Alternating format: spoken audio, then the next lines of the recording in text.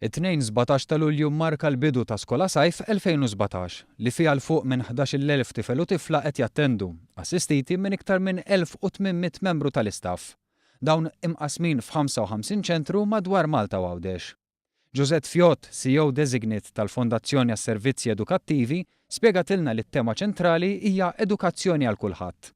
Tema li fuq nħadmu l-programmi għaż-żgħar u l-kbar li jirriflettu l-bżonnijiet tal-lokalitajiet differenti. Barra dawn il-programmi ċentrali għandna programm ta' sport dettaljat fejn il-play workers għandhom fid-dettall x'jistgħu jagħmlu kuljum biex it-tfal kuljum joħorġu jagħmlu attivitajiet ta' sport.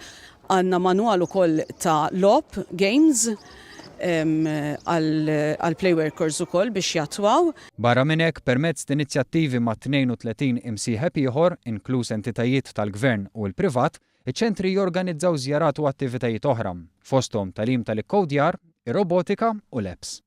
Fjot spjegatilna kif iċ-ċentri jaħsbu għal bżonnijiet tal-istudenti kollha permezz ta' numru ta' child support workers u fejn meħtieġ jitfassal programm apposta.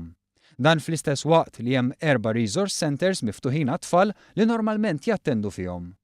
Minn barra l-bżonnijiet ta' tfal, skola sajf jieħu ħsieb ukoll il-bżonnijiet tal-ġenituri. Għandna ċentri li jiftħu biss għal dawk li nsejħulhom il-core hours, ġifieri mit-8:30 sa nofsija.